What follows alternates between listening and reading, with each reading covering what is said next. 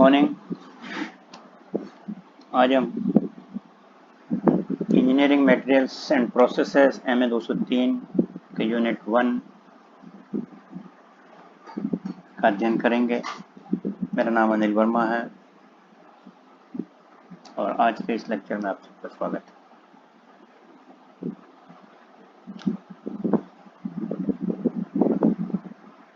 परिचय। इंजीनियरिंग पदार्थ। कई प्रकार के पदार्थ होते हैं और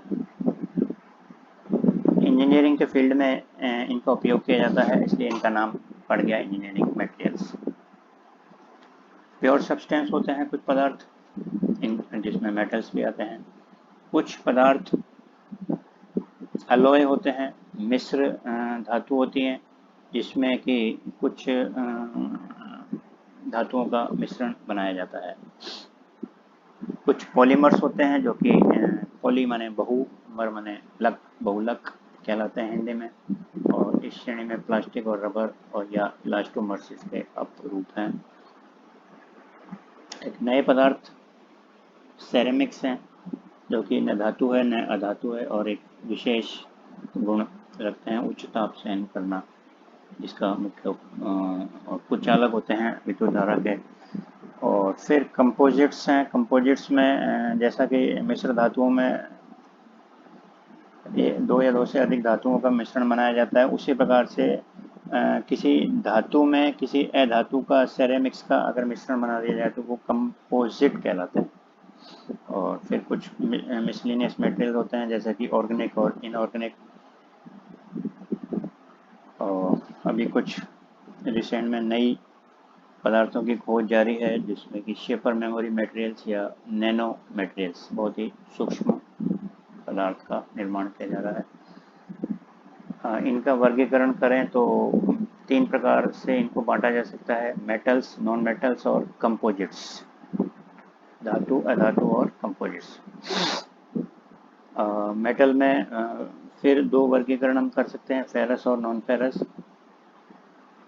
फेरस में लोह तत्व होना आवश्यक है, जिसमें steel, alloy steel, stainless steel, cast iron. और नॉन फेरस में लोह धातु नहीं होती, जैसा कि तांबा, सोना, चांदी, पीतल आदि आदि। नॉन मेटल्स में कुछ पदार्थ हैं जो कि अधात्विक होते हैं, सेरेमिक, ग्रेफाइट, प्लास्टिक्स, इलास्टोमर्स। और कंपोजिट्स में इन दोनों का, मेटल और नॉन मेटल का मिश्रण, carbon, resin, fibre glass, resin, carbon plus resin मिलाया जाता है, फाइबर ग्लास रेजिन मिलाया जाता है आदि आदि। तो इंजीनियरिंग मटेरियल्स है,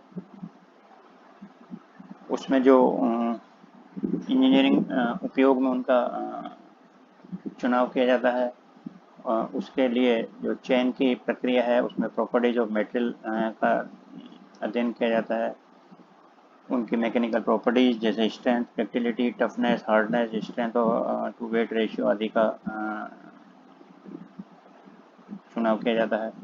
उनकी फिजिकल प्रॉपर्टी क्या है: density, specific heat, thermal expansion, conductivity, melting point. तो इन सब गुणों के आधार पे उसको उपयोग में लाने से पूर्व चयन किया जाता है। केमिकल प्रॉपर्टीज़ क्या हैं: oxidation, corrosion, flammability, toxicity. Manufacturing properties क्या हैं: फॉर्म्ड, कास्टिंग, मशीन्ड, वेल्डिंग, किस प्रकार का हम उस पर प्रोसेस करने वाले हैं। डिज़ाइन करते समय पदार्थों का चयन बहुत महत्वपूर्ण है। उनकी प्रॉपर्टीज़, एट्रीब्यूट प्रॉपर्टीज़ देखी जाती हैं, उनकी इंट्रिंसिक प्रॉपर्टी देखी जाती हैं। एट्रीब्यूट प्रॉपर्टीज़ में जैसे उनका मूल्य और अवेलेबिलिटी। फिर प्रोडक्शन प्रॉपर्टीज़ देखने के लिए कि भाई मैन्युफैक्चरिंग इसकी की जा सकती है, फैब्रिकेशन हो सकता है जॉइंट करने में, और फिर फिनिशिंग इसकी किस प्रकार से रहेगी। एस्थेटिक प्रॉपर्टीज़ में वो उसका अपीयरेंस कैसा रहेगा, टेक्सचर कैसा है, फीलिंग कैसी होगी। इको एफिशिएंसी, एनवायरमेंटल इम्पैक्ट, कोई वातावरण को पर बुरा प्रभाव तो नहीं डालेगी। सरफेस प्रॉपर्टीज़, जैसी हमें आवश्यकता है वैसी सरफेस है कि नहीं है उस पदार्थ में। बल्क नॉन मैकेनिकल प्रॉपर्टीज़ और बल्क मैकेनिकल प्रॉपर्टीज़, इन सब बिंदुओं के आधार पे पदार्थ का चयन किया जाता है। तो thank you very much, see you next time, bye.